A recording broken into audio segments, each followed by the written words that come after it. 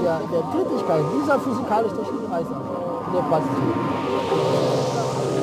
Das nationale Prestige. It was a major revolution that occurred at that time. Hundreds of physicists, about thousands of physicists. Dès 1900, par Max Planck. Dieser physikalisch-technischen Reichsanstalt, dass sie Le rayonnement du corps noir, c'est-à-dire l'état de distribution de l'énergie à l'intérieur d'une cavité, au niveau de la lumière. La question de Planck, Du corps noir. une longueur fondamentale qui vaut 10-33 cm. Quantum mechanics led us to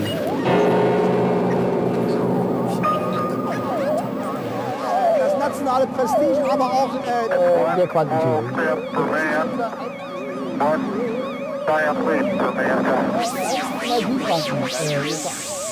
quantum mechanics led us to Поистине героические усилия, чтобы укрепить нашу армию. Rayonnement du corps noir, It was a major revolution that occurred at that time.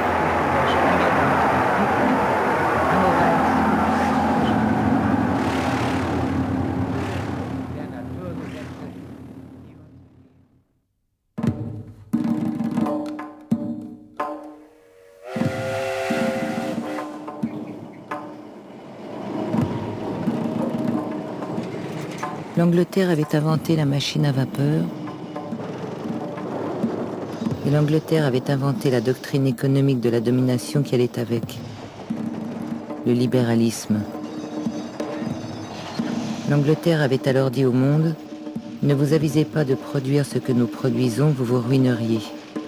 Vous achèterez nos produits et nous en échange achèterons vos vins, vos épices, vos terres, vos enfants. » Alors l'industrie s'était transformée et l'Angleterre avait inondé le monde de ses produits manufacturés par une classe ouvrière qui recueillait les pelures de cette domination. La machine à vapeur, ses ingénieurs, Newcomen, Watt, Trevisic, le libéralisme, ses idéologues, Ricardo, Adam Smith.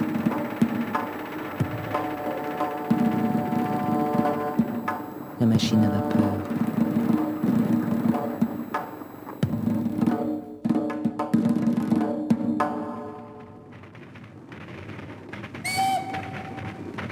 Comme tout organisme vivant, l'homme s'occupait d'abord de ses intérêts, d'abord de sa survie.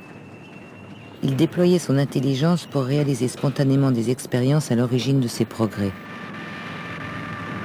À la différence des autres espèces, il avait donné à ces expériences un caractère scientifique.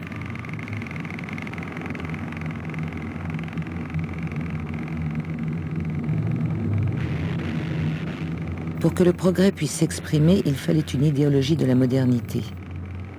Les esprits prétendus supérieurs se chargeaient de la formuler. Nous attendons de la science qu'elle nous permette d'atteindre les sommets de ce que l'humanité peut produire et de ce qu'elle peut espérer gagner sur cette terre. Tout ce que l'humanité, dans ses souhaits et ses espoirs, dans ses buts et idéaux, a rassemblé dans le concept de Dieu s'accomplit par la science, avait écrit Oswald, le premier lauréat en 1901 du prix Nobel. La foi d'Oswald était largement partagée, du moins dans certains hémicycles. Mais comme pour contrarier le chimiste allemand, la science qui régnerait sur le siècle serait la physique. Elle avait pour objet l'étude de la matière et des lois qui la régissent. Ce que Planck avait établi en formulant que l'énergie était rayonnée par la matière sous forme de paquets appelés quanta, avait peut-être été le premier grand événement du siècle naissant. Au début du siècle, il faut bien distinguer le travail de physique théorique, celui de quelques savants comme Poincaré, Lorentz, Einstein, du travail des expérimentateurs. Ceux qui tiennent le haut du pavé, en quelque sorte, ce sont les expérimentateurs. Alors sur quoi est-ce qu'ils travaillent? Ils travaillent sur le rayon X, par exemple. Autre grande question, la théorie, précisément la théorie du rayonnement. Si la théorie du rayonnement a eu cette importance, c'est parce que Planck se trouvait à Berlin, qu'à Berlin se trouvaient des expérimentateurs qui travaillaient sur la théorie de la chaleur et du rayonnement, notamment Warburg. qui travaillait là-dessus, notamment parce que ça intéressait beaucoup l'industrie. Donc c'était important pour l'industrie de pouvoir mesurer la température dans les fours des aciéries avec précision et on espérait pouvoir le faire à partir du spectre de lumière qui était émise. Donc ce genre de recherche théorique avait une réelle importance pratique. Et c'est en partie pour cette raison-là que cette question du corps noir est venue à l'avant-plan. Dans la course au progrès, l'Allemagne voulut faire mieux que l'Angleterre et la France voulut faire mieux que l'Allemagne. Alors les instituts de physique fleurirent.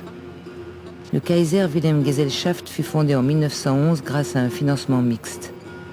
Une partie des fonds provenait de financiers et industriels, l'autre du gouvernement prussien. Une multitude d'instituts de physique, de chimie et de biophysique fut créée dans le giron du Kaiser Wilhelm Gesellschaft. La science triomphait, le progrès triomphait.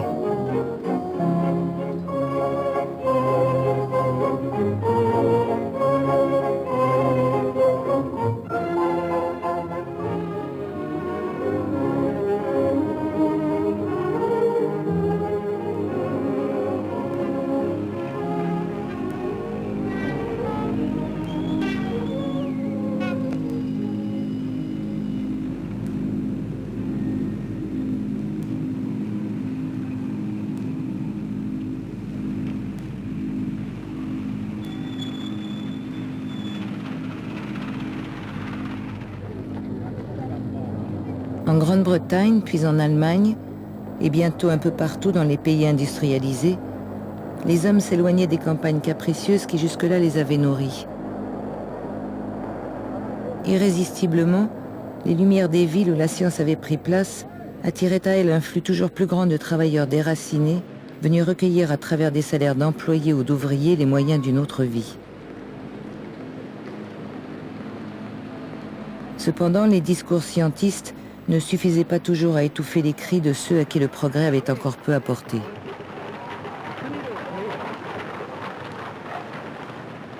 Deux espoirs s'offraient à ceux qui gémissaient sous le poids de l'oppression. Ou bien réajuster au sein de leur société les relations entre les hommes, ou bien s'en aller chercher ailleurs une meilleure fortune.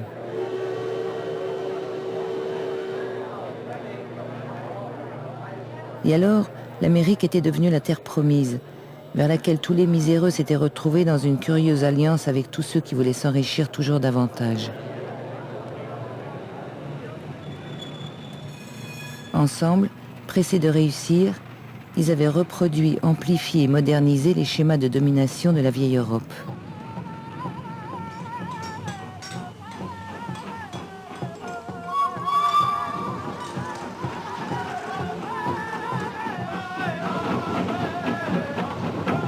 L'Amérique européenne réalisait la plus aboutie de toutes les entreprises coloniales, se saisissant d'un continent formidablement doté par la nature. L'aisance du pays attirait tous les savoirs.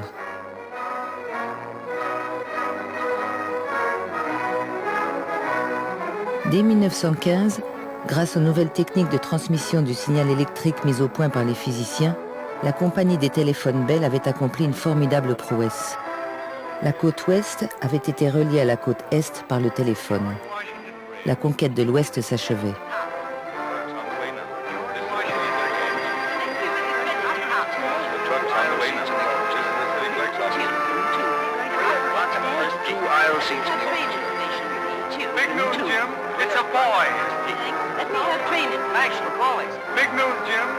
Et l'Amérique crut en sa bonne foi.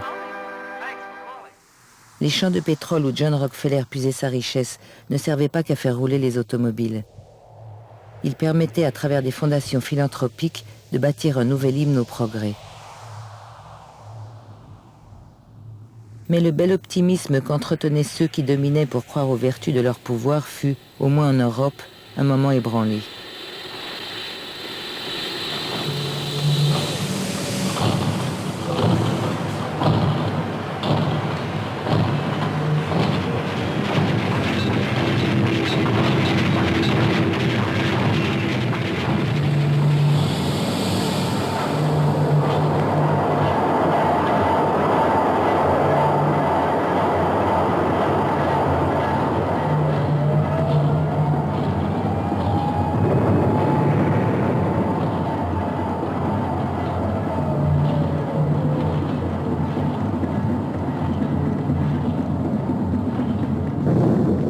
Ceux qui avaient décidé la guerre ne voulurent pas voir que les nouvelles technologies l'avaient rendue plus dévastatrice.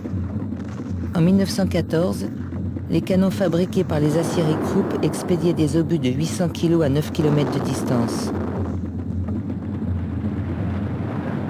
Un seul régiment d'infanterie disposait d'une puissance de feu supérieure à celle de toutes les armées engagées dans les guerres napoléoniennes.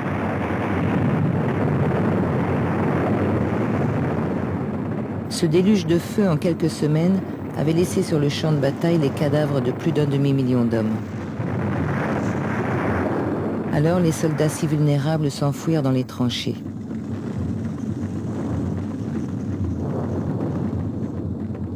Pour retrouver la guerre de mouvement à laquelle les généraux avaient été formés, l'état-major français usa des gaz toxiques que les Allemands avaient été les premiers à utiliser.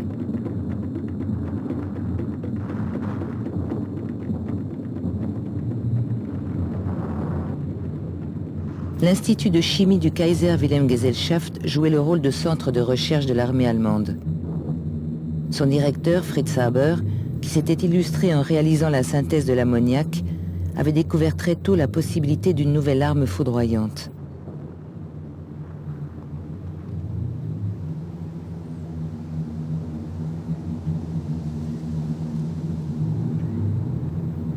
So, wir kommen jetzt zum ehemaligen Institut. Nous arrivons dans l'ancien institut de physique-chimie qui fut construit à l'époque pour Fritz Haber. Das ist der alte oder historische Eingang. Voici l'entrée principale. Hier ist erst 1912 hergekommen. Haber est arrivé ici en 1912.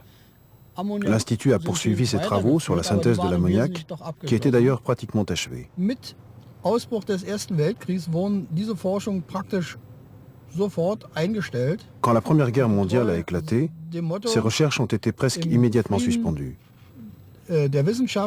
Conformément à sa devise, il faut servir la science en temps de paix et la patrie en temps de guerre, l'Institut est devenu un centre de recherche sur les gaz toxiques. Les effectifs scientifiques ont alors fortement augmenté. Il y a eu jusqu'à 100 personnes affectées à la mise au point de gaz de combat.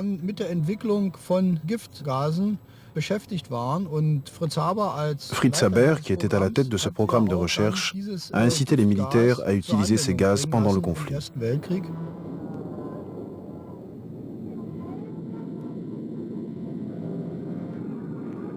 Ainsi donc, cédant à l'insistance d'Haber, l'état-major allemand, au départ peu convaincu, avait dérogé aux conventions internationales. Le grand trust chimique IG Farben, avec lequel Haber entretenait les meilleurs rapports, s'était chargé de fabriquer les gaz proscrits, comme il fabriqua 25 ans plus tard le Zyklon B des chambres à gaz. Beaucoup de ceux qui vécurent ce cauchemar virent clairement la responsabilité des élites politiques et militaires, de la presse, des industriels, bref, de tous ceux qui puissamment composaient le système social. Certains se doutèrent aussi de la responsabilité des ingénieurs et vénérés scientifiques qui avaient conçu et perfectionné tous ces instruments de mort. Le suicide de Clara Haber, la jeune femme du savant, semblait traduire les sentiments désespérés d'une fraction de l'humanité impuissante.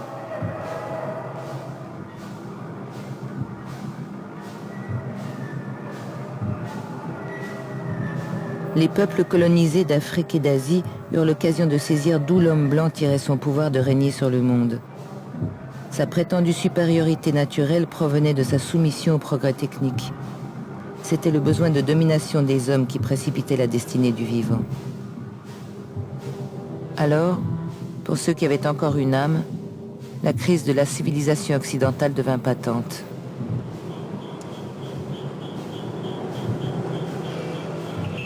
Les merveilleuses machines qui faisaient la gloire et la supériorité de l'Occident étaient devenues des maîtres incompréhensibles et inhumains, des monstres qui broyaient corps et âme.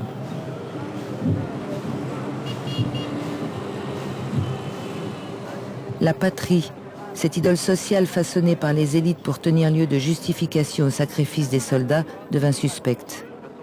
Ce n'était plus seulement la guerre qui semblait absurde. Les fondements de la civilisation qu'il avait produite se fissuraient. Mais il ne fallait pas douter de la valeur de nos progrès. Si on avait assisté à une pareille faillite de la raison, c'était que la science avait été mal utilisée. Comme pour désamorcer les critiques, le comité Nobel ferma les yeux sur les recherches militaires d'Haber et lui attribua le premier prix de chimie de l'après-guerre. Et puis, dans l'Europe désolée et déchirée, un homme redonna un peu d'espoir de croire en la raison. Grâce à la lumière des étoiles qui, comme le prévoyait la théorie de la relativité générale, était déviée par la masse du Soleil, Einstein était devenu une star.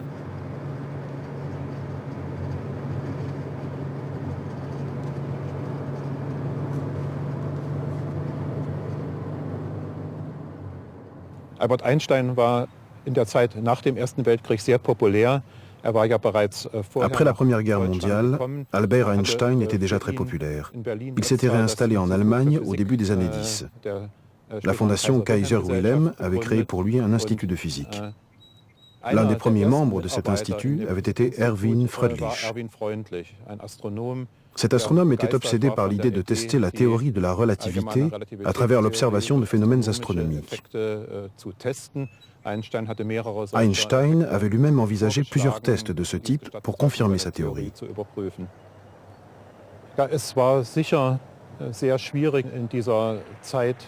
Bien sûr, après la guerre, dans un contexte économique morose, il était très difficile de recueillir des fonds pour un institut scientifique. Mais le monde industriel était désireux d'améliorer son image. En sponsorisant des recherches de pointe, il espérait y parvenir et pouvoir ainsi améliorer ses relations avec les grandes firmes du monde entier. C'est pourquoi l'industrie a très généreusement accepté de financer la construction de l'observatoire.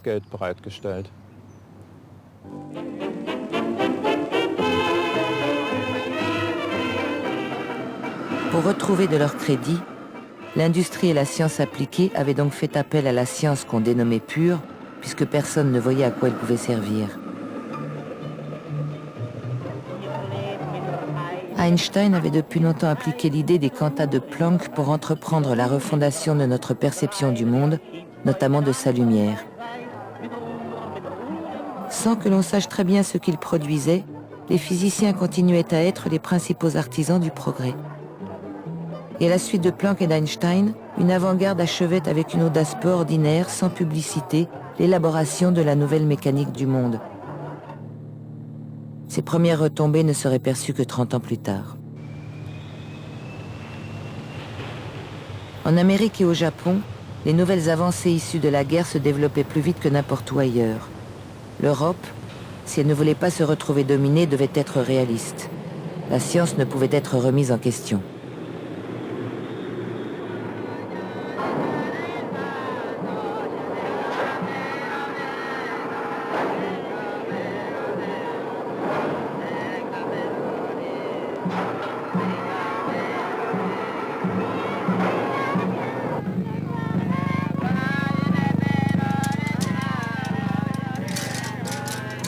En Russie, où un nouvel ordre politique était apparu, on accordait la même confiance à la science.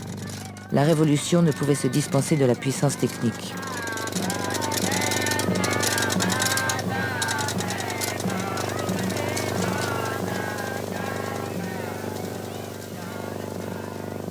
À nouveau donc, pour ceux qui souhaitaient dominer le monde, l'avenir de la civilisation se confondait avec le développement de l'industrie et des nouvelles connaissances rationnelles.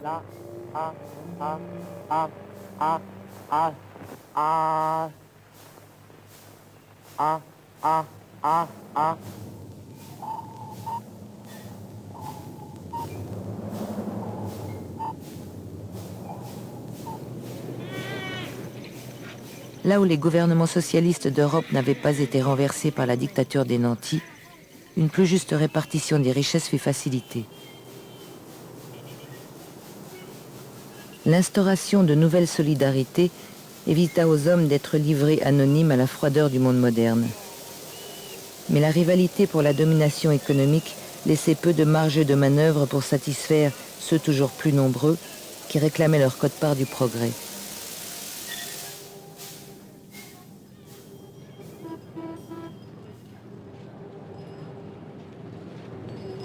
Lorsqu'en 1929, une absurde mais prévisible surproduction de biens avait fragilisé l'économie américaine, la crise s'était propagée rapidement à l'Allemagne qui lui était financièrement liée.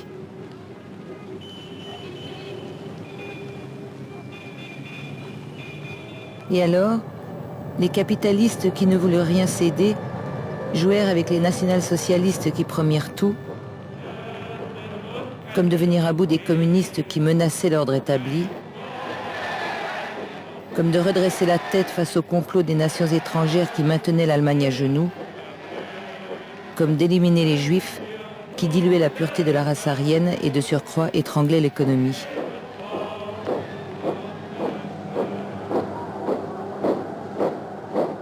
Les communistes résistèrent comme ils purent, lâchés par l'internationale socialiste et des chefs hésitants. Les nations étrangères capitulèrent. Les Juifs furent d'abord victimes d'une loi qui leur interdisait l'accès à l'université et à la fonction publique.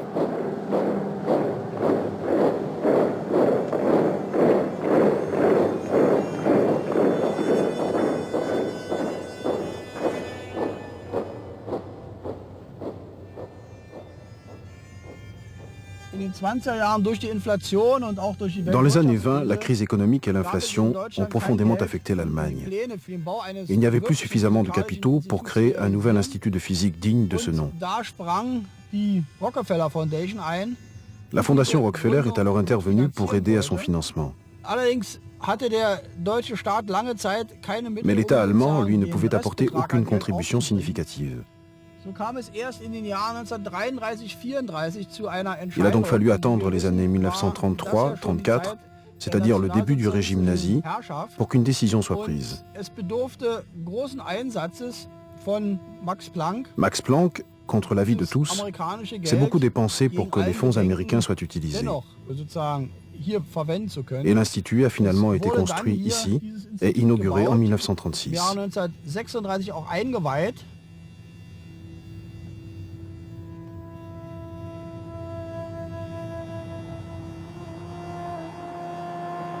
Dans ces instituts du Kaiser Wilhelm, les physiciens allemands, sans s'en apercevoir, préparaient la guerre. Parmi eux, un grand nombre de savants d'origine juive.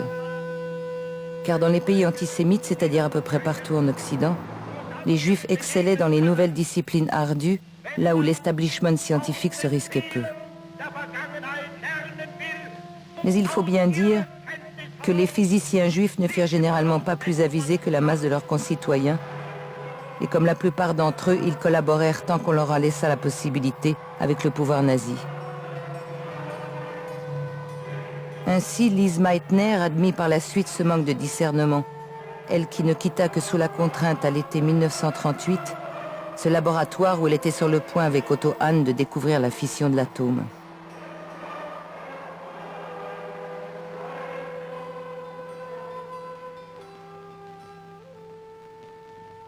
Cette étrange attitude n'était pas sans analogie avec celle plus générale de l'esprit humain, qui, à mesure qu'il développait son génie, semblait précipiter l'homme à sa perte.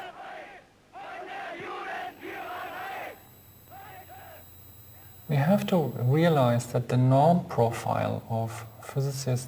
faut bien comprendre qu'à cette époque en Allemagne, le physicien type plaçait sa discipline au-dessus de tout.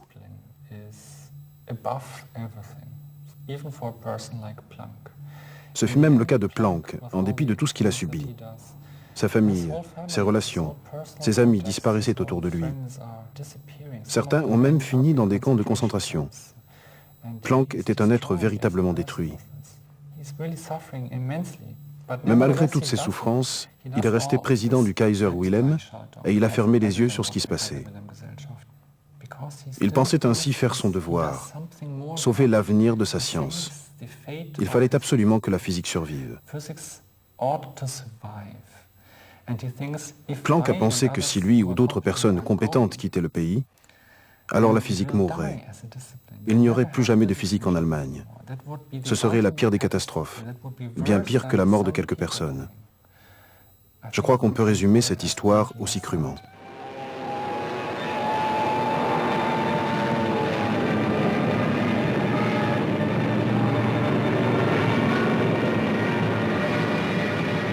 La pluie de bombes qui s'était abattue au printemps 1940 sur la capitale britannique n'avait pas fait que menacer le dernier bastion de la démocratie européenne.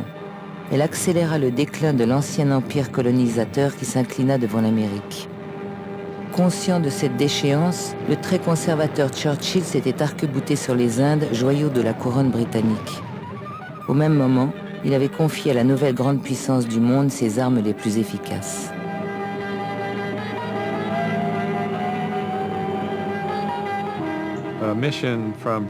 À l'été 1940, une mission britannique dirigée par le scientifique Henry Tizard est arrivée aux États-Unis.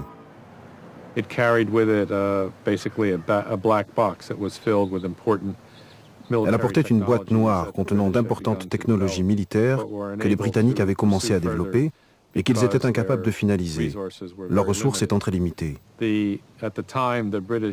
La Grande-Bretagne avait le dos au mur. La bataille d'Angleterre faisait rage dans le ciel et personne ne savait comment tout cela allait se terminer. Les Anglais décidèrent alors de partager leurs secrets militaires les plus importants avec les États-Unis, dans l'espoir que ceux-ci achèveraient de les développer et viendraient ensuite à leur aide. Cette boîte noire contenait plusieurs découvertes militaires cruciales, la plus importante étant le tube à micro-ondes qui devait permettre de générer des ondes de très grande puissance, nécessaires à la mise au point du radar.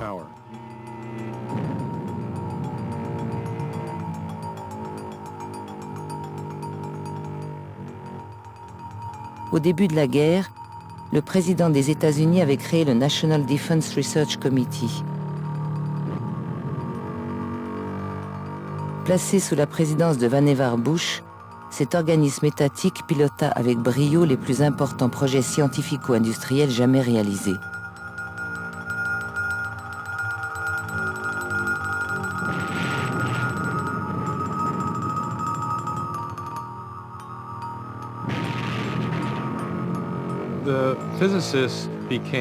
Les physiciens furent de plus en plus impliqués dans les décisions stratégiques et tactiques de la guerre.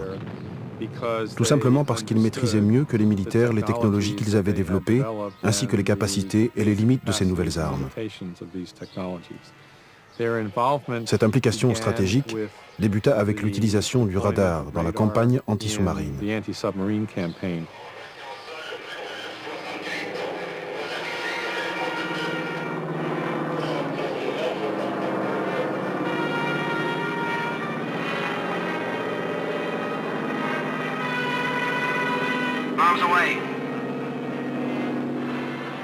Radars like these, our fighting men have bombed our enemies without regard to clouds or darkness.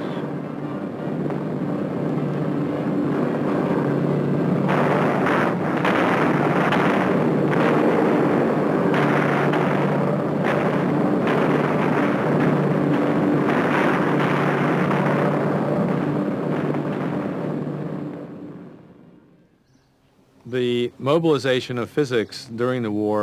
mobilisation de la physique pendant la guerre finit par impliquer plusieurs milliers de physiciens, la grande majorité des physiciens américains compétents. Quand on pense à la physique pendant la Seconde Guerre mondiale, on pense généralement à la bombe atomique. Mais en fait, le projet le plus important, celui qui employait le plus de physiciens, était le projet du radar micro-ondes développé au Rad Lab du MIT. Les physiciens étaient aussi très impliqués dans le développement des fusées à l'Université technique de Californie et dans les missiles à courte portée. Tous ces projets furent très importants pour la victoire finale. Ce que disent les gens du Rad Lab, et ça se défend, le radar a gagné la guerre. La bombe atomique n'a fait qu'y mettre un point final. In every city and town, the Nazis fight back with furious desperation. The foe must be wiped out building by building, street by street. Nazi rearguard action is fanatical as they try to stem the red tide. Watch this soldier. A sniper gets him. Les physiciens, stratèges de la victoire, s'étaient tenus dans l'ombre des laboratoires, des cabinets ministériels, des bureaux de directeurs industriels, c'est-à-dire de plus en plus près du pouvoir et de plus en plus loin des lieux où le sang avait coulé. Sur le front de l'Ouest, ce furent tout de même des militaires qui se rencontrèrent une dernière fois à Reims pour signer la fin d'un conflit où la technologie avait joué le rôle décisif. This is the news that electrified the world, unconditional surrender. In the temporary headquarters of General Eisenhower, cameras record the scene as terms are laid down. With the Americans, all the Allies sat in to enforce the terms we set long ago. Surrender with no soft terms. It seems hard for the Nazi Jodl, and it was, to admit his country's guilt and plead for mercy. But General Smith's signature is a symbol of a new world of peace. A Bill of Rights for Europe. Nothing could be more symbolic of the downfall of the Third Reich than this abject surrender. Let us not forget Germany, but meanwhile, let us fight to quick victory over Japan.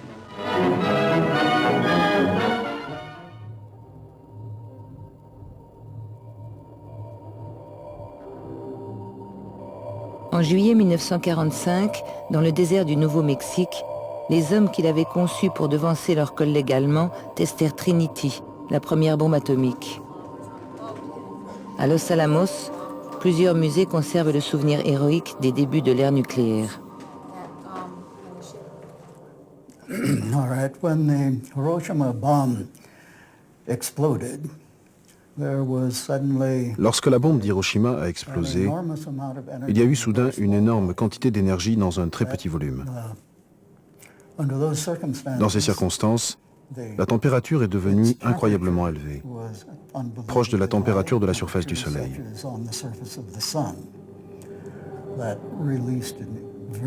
Une énorme quantité de lumière et de chaleur a été libérée. Cette chaleur pouvait déclencher des feux à 1 kilomètre à la ronde.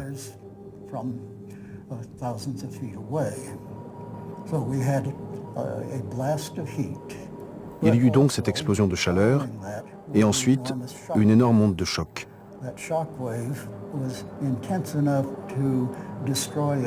L'onde était assez forte pour détruire un immeuble à une distance considérable.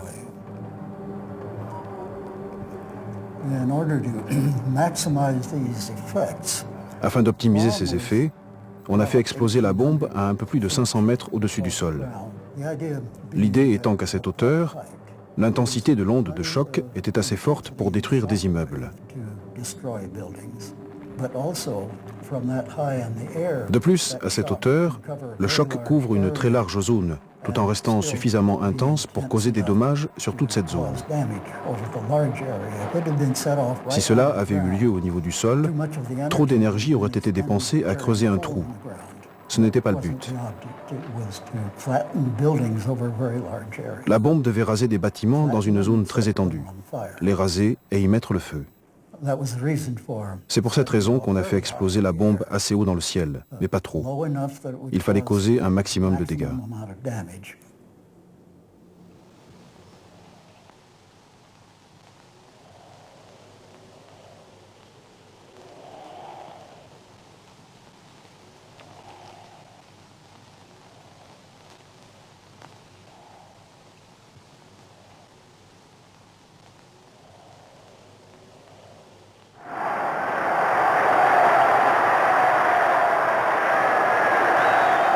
La troublante explosion de joie qui éclata après que l'Amérique choisit de larguer sur les populations civiles japonaises les 2 bombes atomiques qui lui restaient après le test de Trinity fut le prélude d'un monde nouveau.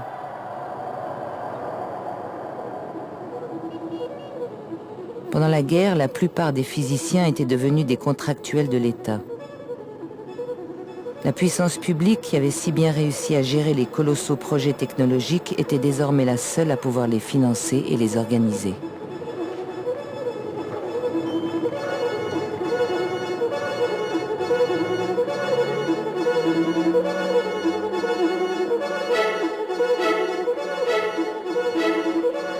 Легковой автомобиль высшего класса ЗИЛ-111 получил прочное международное признание. Многие москвичи уже видели на улицах столицы новые легковые ЗИЛ-111, À l'Est, où la propagande de la Révolution affichait les images d'une spectaculaire montée en puissance de l'industrie, la planification par l'État semblait le gage de l'efficacité politique. Pour ces raisons, et aussi parce qu'il fallait faire oublier les dérives capitalistes qui avaient amené la guerre, l'État redevint partout l'acteur essentiel de la vie politique et économique.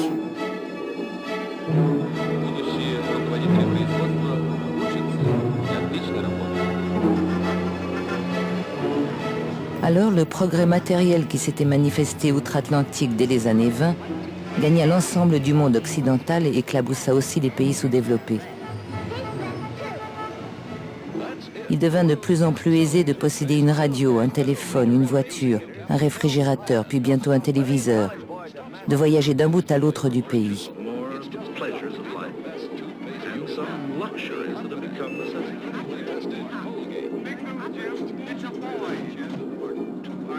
Les étalages des grands centres commerciaux, les nouveaux traitements médicaux, les publicités paraissaient avoir établi la preuve qu'on avait bien fait de croire au progrès.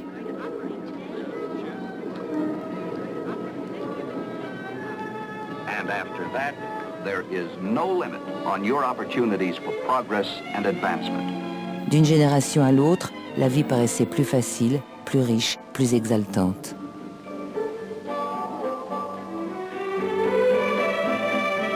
What must you have?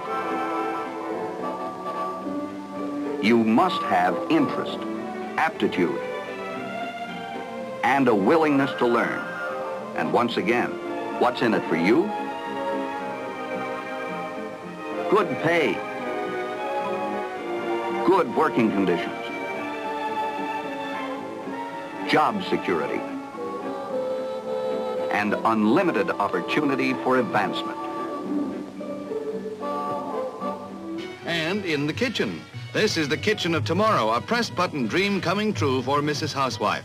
All sorts of wonders are hers at the push of a button, from refrigerator doors to countertops built for big gals or little gals. Don't have to lean over here, you see. What's for dinner? Consult the menus on pictures and dish up something new for a change. Hummingbird wings on toast, maybe. And look where the toaster is.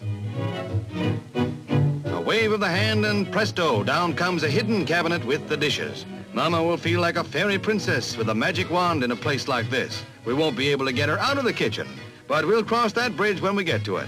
Right now, the question before the house is, what's cooking and when do we eat?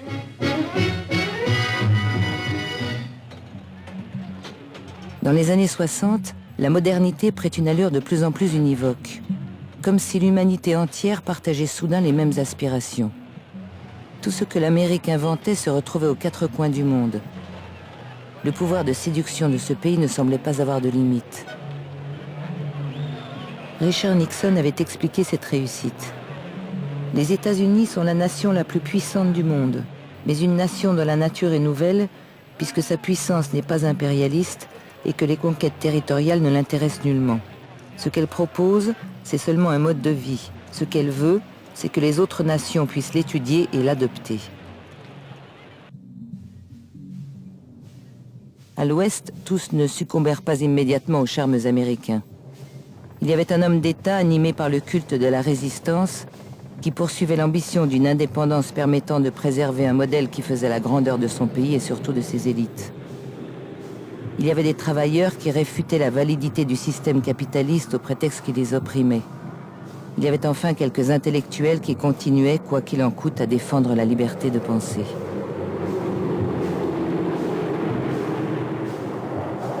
Ceux-là tentèrent de contester une hégémonie qui, lorsqu'elle était à court d'arguments publicitaires, s'imposait de manière brutale, car l'Amérique se fâchait quand on lui résistait.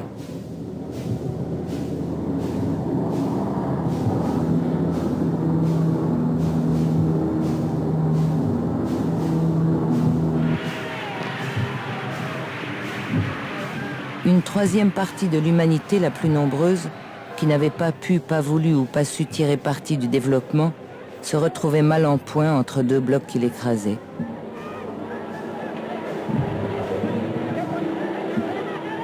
Ce tiers-monde dut se résoudre à s'aligner à la remorque du développement, même si, ici ou là, la volonté de trouver une autre voie retarda l'échéance.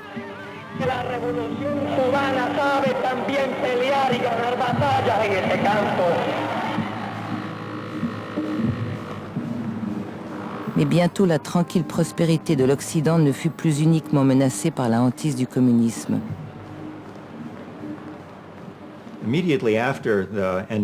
À la fin de la Seconde Guerre mondiale, les physiciens étaient devenus des héros.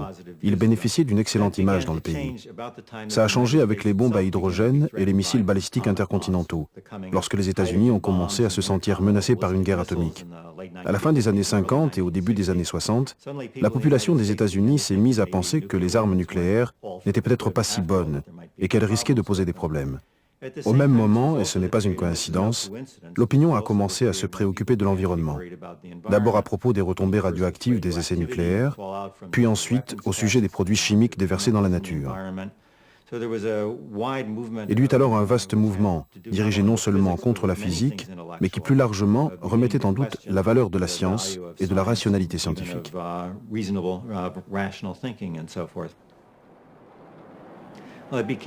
Tout ça est devenu confus avec le mouvement de protestation contre la guerre du Vietnam. Il était très difficile de savoir si les gens étaient contre les physiciens impliqués dans la guerre du Vietnam, ou bien s'ils étaient opposés aux physiciens nucléaires, ou si d'une façon générale, ils étaient hostiles aux physiciens. C'était d'autant moins clair que parmi les opposants à la guerre du Vietnam, aux missiles balistiques et aux armes nucléaires, on trouvait un très grand nombre de physiciens.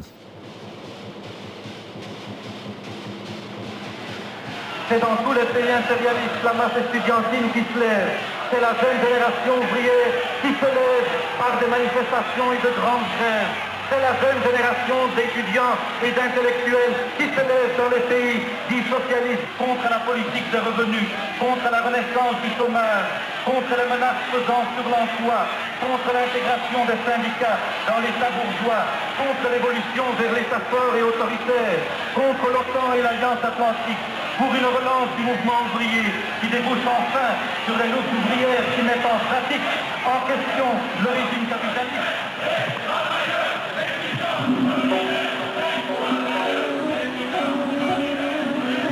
Installé dans un régime de progrès qui semblait aller de soi, même si on n'en voyait ni la raison ni le but, mais qui lui avait donné le loisir des études, la jeunesse des années 60 devint critique. Elle s'en prit à ce qui, à première vue, illustrait l'archaïsme ou la violence du pouvoir. L'État, les militaires, les physiciens atomistes, les firmes multinationales furent visées. Ces dernières résistèrent plutôt bien à la vindicte des étudiants réformateurs.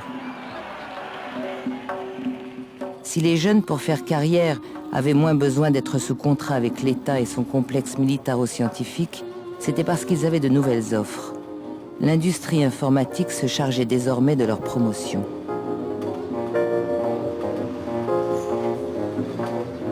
En Amérique, il suffisait aux diplômés de traverser le pays pour aller récolter sous le soleil californien les moissons technologiques semées 30 ans plus tôt par les pionniers de la physique quantique.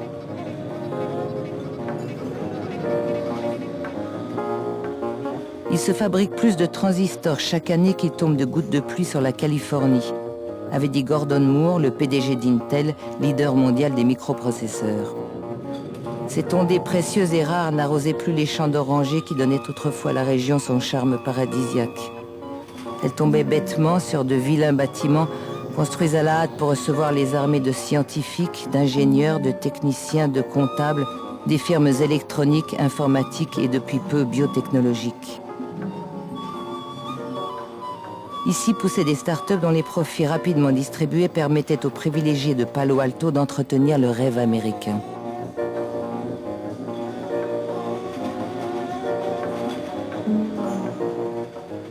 Les bonnes familles du monde entier rêvaient d'y envoyer leurs fils pour qu'ils profitent à leur tour des fruits de la mécanique quantique.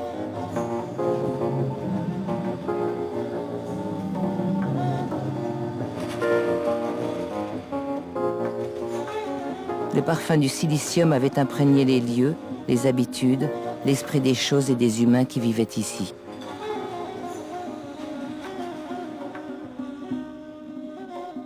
Ce modeste garage était devenu célèbre. C'était celui où William Hewlett avait débuté les activités de sa compagnie avec son ami David Packard. Voici l'atelier de deux révolutionnaires. Un petit garage de jeunes gens avec 2500 francs en poche ont inventé toute une industrie. Derrière le mythe du garage se dissimulait une autre réalité. La proximité des meilleurs laboratoires du monde, les passerelles étroites entre l'université et l'industrie, l'afflux des commandes gouvernementales et militaires. C'est bien tout cela qui avait permis aux transistors de s'épanouir et de transformer le monde. ouvrez l'œil. And we'll stop here for just a second. If you guys want to look back through the trees there, the big tall building that you see there is Hoover Tower, named for former American President Herbert Hoover, who graduated from Stanford back in 1895 with a degree in geology. It's over.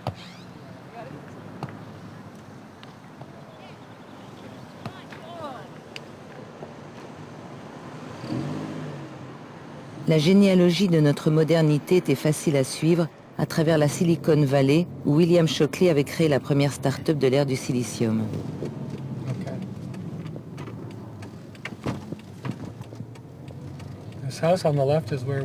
Cette maison sur la gauche, c'est la maison où William Shockley a grandi entre 1913 et 1923.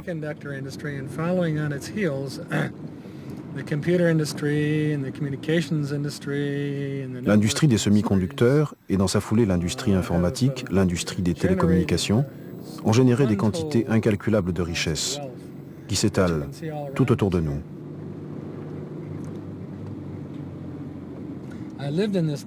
Je vivais ici quand je suis venu pour la première fois dans la vallée de Santa Clara en 1970.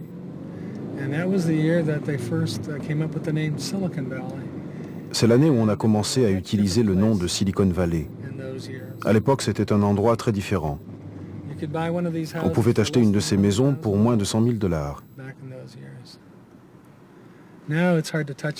Maintenant, on ne peut même plus les avoir pour $1 million.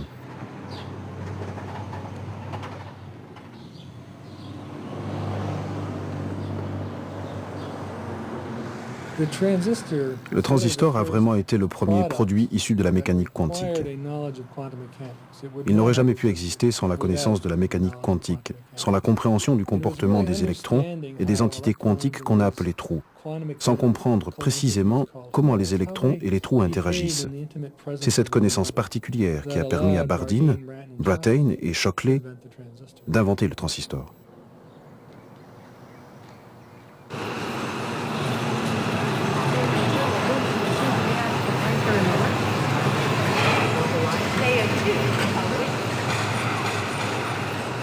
Les physiciens, à mesure de leurs observations, avaient bouleversé tout ce qu'ils avaient étudié.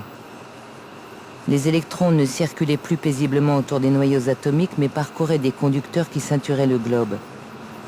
Les atomes étaient tour à tour excités ou éclatés pour émettre de la lumière ou de l'énergie. Les molécules des chimistes étaient assemblées à façon pour former de nouveaux matériaux. Les cellules vivantes étaient détournées de leurs fonctions traditionnelles.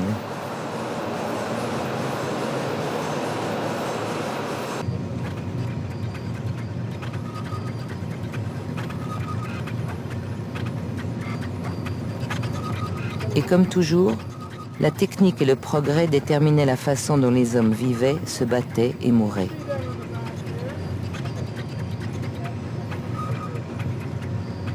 Au début des années 80, l'humanité s'était retrouvée pourvue d'incroyables potentiels. Mais nous vivions dans un monde où les conflits s'exprimaient avec plus de violence et où les armes étaient de plus en plus inégales. Logiquement, ceux qui disposaient de la technologie assumèrent la marche du progrès. La guerre devint économique. Les puissances technologiques s'emparèrent en toute impunité des marchés, des biens, des terres et des valeurs qu'aucune armée n'aurait jamais osé convoiter. Sans relâche, sans peine et avec la bénédiction de la nouvelle idéologie politique, grâce au silicium ou l'arséniure de gallium, elle raflait tout ce qui patiemment avait été construit par l'homme et par la nature.